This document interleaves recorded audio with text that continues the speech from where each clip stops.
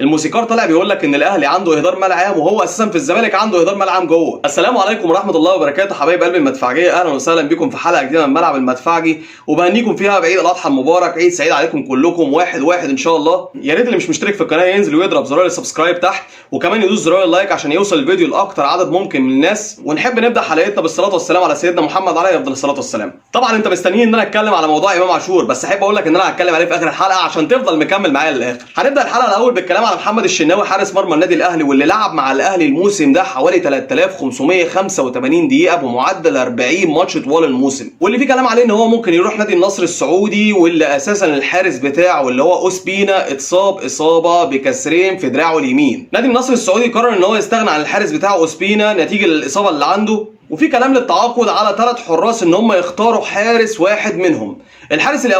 الحارس الاول هو محمد الشناوي، والحارس الثاني هو ياسين بونو، والحارس الثالث هو ديخيا. لو جينا نتكلم على العقود بتاعت الناس دي مع انديتها، هنلاقي ان ياسين بونو ومحمد الشناوي مادين التعاقد بتاعهم مع الانديه بتاعتهم لحد سنه 2025، لكن على النقيض بتاعهم هو الحارس ديفيد ديخيا اللي انهى التعاقد بتاعه مع مانشستر يونايتد، وكان اخر يوم ليه 30/6 اللي كان امبارح. وعلشان نتكلم في المعقول، ان النصر السعودي طلب محمد الشناوي بعرض رسمي اكتر من مره قبل كده، ولكن قوبل الموضوع ده بالرفض من اداره الاهلي نتيجه لارتباطات الفريق في الوقت ده. ومن حيث العقل برضه، فان اقرب لاعب قريب من نادي النصر السعودي هو ديفيد ديخيا. هقول لك ده لسببين. السبب الاولاني ان ديفيد ديخيا انهى التعاقد بتاعه مع مانشستر يونايتد، والسبب الثاني دلوقتي ان السعوديه بتستقطب لعيبه النخبه الموجوده في اوروبا علشان يخلوا الدوري السعودي محط انظار العالم. فمن وجهه نظري الاقرب لموضوع النصر السعودي ده هو ديفيد ديخيا. ودلوقتي هنروح لشويه تصريحات قالها المستشار مرتضى منصور. الراجل طلع واتكلم في كذا موضوع، اهمهم هو نظريه بص العصفوره، وهقول لك يعني ايه بص العصفوره دلوقتي. مبدئيا الراجل طلع واتكلم على محمود عبد المنعم كهربا، وقال لك ان هو هياخد العقوبه اللي اخذها من الفيفا وهيطلع بيها على البنك المركزي للحجز على جميع ارصده اللاعب في البنوك. وبيبرر كلامه ان اللاعب ما سددش الغرامه بتاعته لحد دلوقتي اللي اخذ عليها عقوبه من الفيفا. طب ايه سبب تاخير سداد غرامه كهربا لحد دلوقتي؟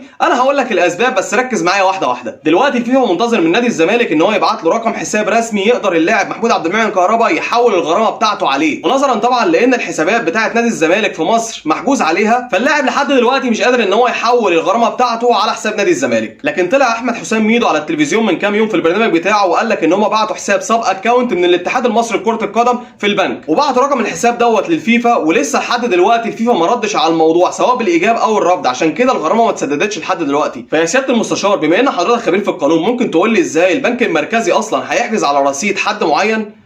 اصلا البنك المركزي ما عندوش سلطه ان هو يحجز على رصيد حد. وارجع معايا في اول الفيديو ان انا قلت لك ان هو متبع نظريه بص العصفوره. بص العصفوره دي بقى الحجرين، الحجر الاولاني هو احمد فتوح، والحجر الثاني هو امام عاشور. هناخد الكلام عليهم بالدور واحد واحد. من ضمن تصريحات مرتضى منصور قال ان احمد فتوح طلب 20 مليون جنيه في الموسم، وان يتمد التعاقد بتاعه لسنتين قدام، وهو لسه فاضل له سنه، يبقى كده التعاقد بتاعه 3 سنين، ويتم تعديل الراتب بتاعه في السنه اللي فاضله له في عقده الحالي ل 20 مليون جنيه في الموسم. وقال لك كمان ان احنا وافقنا على الشروط دي. طيب مبدئيا كده يا سياده المستشار، الكلام ده مش موجود وما حصلش، واللاعب ما طلبش الرقم ده. ثانيا يا سياده المستشار، اللاعب طلب المساواه بعقد احمد سيد زيزو اللي بيتقاضى مليون دولار في الموسم، اي ما يساوي 30 مليون جنيه او 35 مليون جنيه في الموسم، واللي كان ماضي العقد بتاعه ايام ما كان الدولار ب 18 جنيه، ودلوقتي الدولار اصبح ب 30 جنيه و90 قرش. انا اصبح اللي بيتقاضاه احمد سيد زيزو في الموسم حوالي من 30 ل 35 مليون جنيه في الموسم. نادي الزمالك دلوقتي بيحاول ان هو يتخلص من اللاعب احمد سيد زيزو عن طريق البيع، واللي وصلت قيمته السوقيه حاليا ل 5 مليون يورو.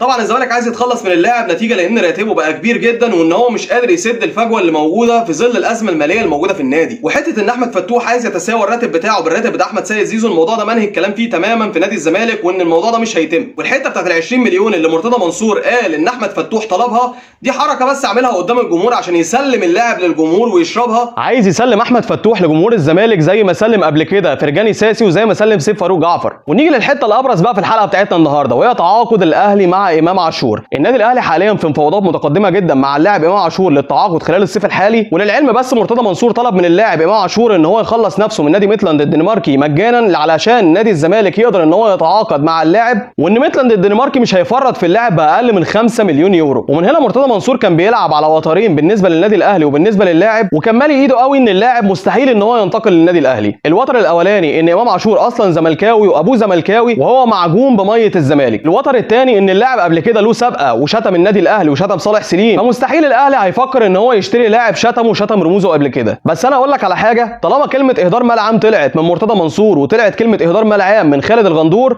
احب اقول لك ان الاهلي هيتعاقد رسميا مع امام عاشور مطلع الموسم الجديد. وبس لحد كده خلصنا الاخبار بتاعتنا. لو عجبتك الحلقه دوس لايك وسبسكرايب. اشوفكم على خير المره الجايه. السلام عليكم ورحمه الله وبركاته.